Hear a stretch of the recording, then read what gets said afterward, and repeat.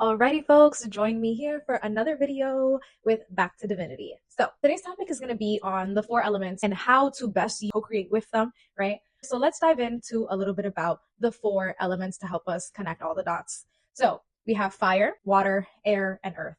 Not only are these four elements something that is, discussed when it comes to our day-to-day, things that we see around us, things that we use around us to literally survive, right?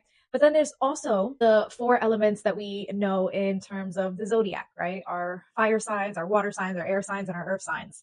And so I'm actually going to use a little bit of the zodiac to help us unpack what these signs and elements, sort of portray and what they mean for us. I like to think about Avatar actually when talk about the four elements because, as you know, if you've watched it, I'm not even going to pretend I know so much about it. I literally have only seen like a couple of the episodes and probably like the new thing that was released on Netflix the other day. But Avatar, the four elements. So we have the fire, what is it, clan? The fire clan, the water clan, the air clan, and the earth clan. I don't know. But it's something related to the elements, right? And them being able to sort of use these elements as their power, right? But then the avatar represents all four, can tap into all four. But although the avatar is born as, I believe, an airbender, he still has to work through his experiences and his journey in order to tap into that of the fire bending, the earth bending, and the water bending, right? And so I like to think about that as us in life. We come through the womb space having that element that we can work best with. Like, oh, I'm a water bender, air bender, earth bender, or fire bender. I am big air energy, so it's giving air bending over here, right? So that being said, think about what your biggest element is. How do you normally react to things? Is it from a fire approach, a water approach, an air approach, or an earth approach, right? And there's all a different meaning behind it. So let's tap into fire. Fire is that go-getter energy, that really passionate energy, that, inspiration type energy, creativity, but it can also be intense, right? So like destruction. How can we work with fire, right? We know that there's candles, right? Candles itself, right? Working with candles, prayer candles, right? Aromatherapy and things of that sort can help with fire energy, right? Campfires, right? Just us coming around the campfire. Notice how fires sometimes bring people together, right? That energy of togetherness and warmth, right? Because there's that warmth energy that comes with fire. Then there's burning rituals, right? People burn things to help let go of things, right? So that sense of, burning a letter that you wrote to that lover, right? Because that energy helps you sort of release your feelings and that energy out into the atmosphere and help you, right, cleanse whatever was happening there. And then there's also the sun, generally, fire energy, the sun, right? So being seen, being out there, a very childlike sense, just a very potent energy, right?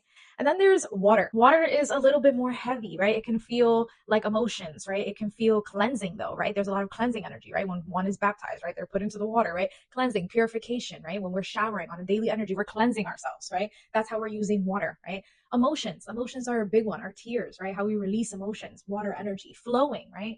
Flowing like a stream through life, right? And it's also intense, very deep. So water energy, where can we find that? Beaches, right? A lot of people like to go to the beach and the piers and things of that sort just to like sit and connect with water and connect with their own emotions, right? Sometimes it's just cleansing and it's fun just to go out there and be in the flowiness of what water can do, right? Then there's also drinking water, right? There's actually scientifically proven that if you can, talk to your water and things of that sort, almost like if you're talking to a plant, right? If you talk to a plant and give it love, it grows in a much healthier and faster way than that of a plant that, is neglected.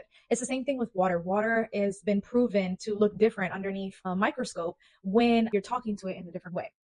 And then there is the moon. The moon is also a lot of water energy, right? The moon affecting the tides in the water, right? And things of that sort. So again, the more subconscious energy, water, what goes deep, deep and below. We might know a lot about what makes up earth, but some of the things we have yet to discover at the bottom of the sea, right? And so there goes the depth of water. Then there's air, right? Air is your thoughts, your mind, right? That connection energy, right? Because when you think about the brain and all the nerves in there, all the things are connected, right? That's air. More technology, right? The sense of, again, flow energy, but in a very like breeze type of way, right? The way that the wind flows.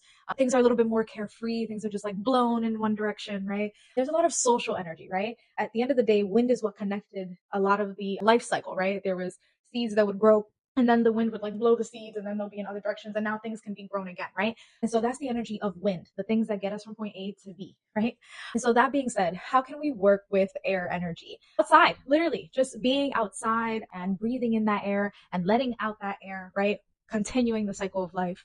And then there's also, again, I'm going to bring it back to aromatherapy, when you can literally smell things in the air and what that does for us, right? Sometimes even just a scent can bring you back to a memory, Aromatherapy is a real thing, smelling lavender and things of that sort. And then there's generally meditation, right? Breathing exercises and things of that sort. And then, of course, feeling of flying like a bird. That's air energy. So whether that's literally going on something adventurous like zip lining, where you can like, or skydiving, where you're literally in the perspective of being in the air and flying, right? Those are other ways to work with air energy.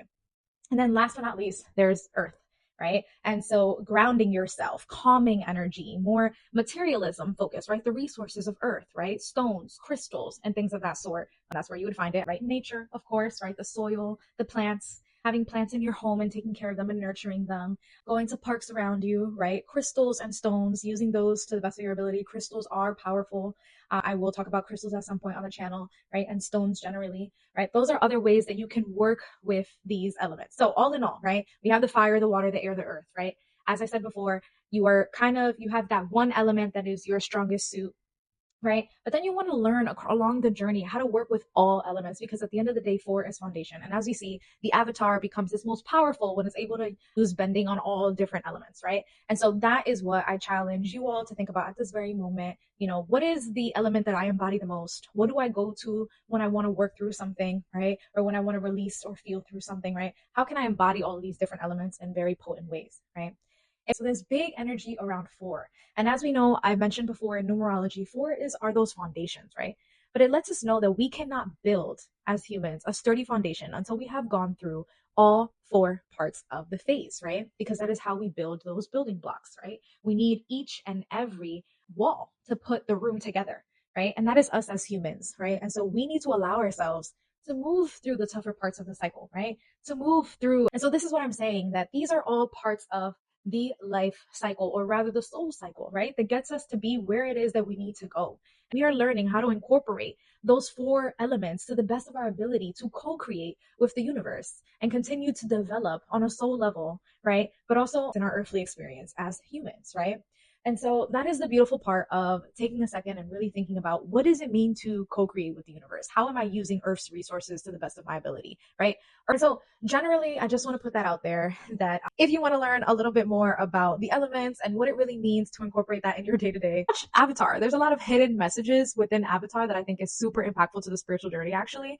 So I'm just going to throw that out there. But yes, it was great talking about this with you all. Thank you for listening and have a good one.